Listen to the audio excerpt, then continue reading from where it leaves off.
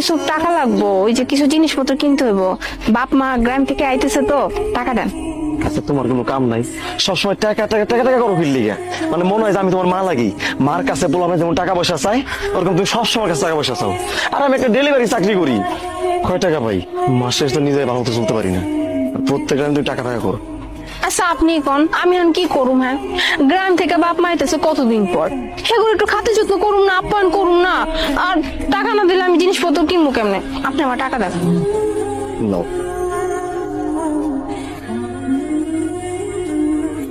আসসালামু আলাইকুম sir. Sir আমি তো 5 নম্বরের পাশে আছি স্যার, সাইকেলটা একটু নষ্ট হয়ে গেছে স্যার, আমার 15 মিনিট সময় দেন স্যার, আমি ঠিক করে আইতাছি।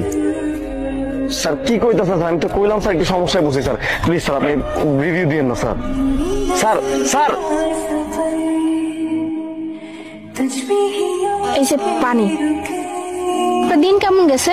দিন কাল কেমন যাই, চাকরি দিতে হবে। কি কইলেন? চাকরিটা গেল কেমনে? সবাই তো বাইকে ডেলিভারি দেয়, আমি দিই সাইকেল। আজকে সাইকেলও নষ্ট হয়ে গেছে, কাস্টমার বারবার কল দিতেছে। কইলাম যে স্যার 15 মিনিট ওয়েট করেন, সাইকেলটা সারাই আইতাছি, শুনবেই না। ফোন দেয় মালিককে কয়ে দিছে, সের লিগে মালিককে বাইক করে দিছে। আচ্ছা শুনেন, আপনি চিন্তা করেন না, যা কিছু হইব সামনে ভালো হইব। কইছিলাম কি, আমার কিছু টাকা দেন, টাকা লাগবো। এই লো টাকা। তুমি তো টাকা ছাড়া কিছু বুঝো না, আইতে টাকা যাইতে টাকা, সব সময় টাকা। অনেক সময় টাকার কথা কও, যাওয়ার সময় টাকার কথা কও, টাকা ছাড়া কিছু বুঝো না। আরে আমার চাকরি গেছে, একটাবার চিন্তা করো যে সামনে মাসটা কেমনে চলুন। আমার তো মাথায় কিছু খেলতেছে না।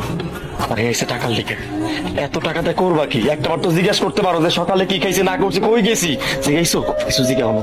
সারাদিন কত কষ্ট করে কাম করে আইছি, একটাবার জিজ্ঞাসো জি সিনসু তো টাকা ভালো তুমি।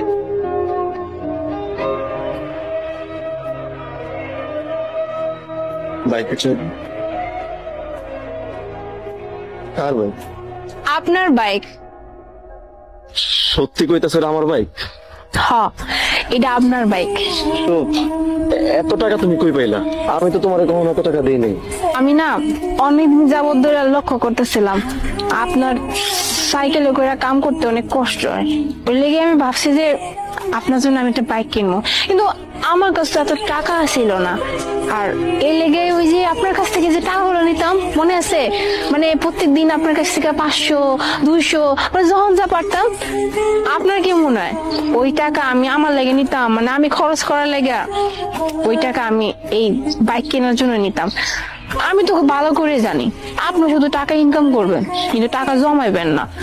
এর লেগে আমি ভাবছি যে উনি যেহেতু করতে পারবেন না, এই কামটা আমি করি। এর লেগে আমি আপনার কাছ থেকে প্রত্যেক দিন ওরকম টাকা পয়সা নিয়ে নিয়ে জমায় আপনার লেগে বাইকটা কিনছি। আজকের পর থেকে আপনার কামে কোনো কষ্ট হইব না, আপনি সুন্দর মতো এই বাইকে করে ডেলিভারি দিবেন। আর ডেলিভারি অনেক বেশি দিতে পারবেন, অনেক টাকা ইনকাম করতে পারবেন, আর আপনার পায়েও আর ব্যথা হইব না ঠিক। আমি অনেক সরি, তোমার না বুঝে আমি কতই কথা শুনেছি। তুমি যে টাকাগুলো লইতা, আমি চিন্তা করতাম তুমি অযথা খরচ করে, আর আমার ইনকাম কত টাকা তুমি ভালো মতোই জানতা। এই জন্য তোমার মাঝে মধ্যে বকাবকি করতাম, তুমি এটা নিয়ে কিছু মনে করো না।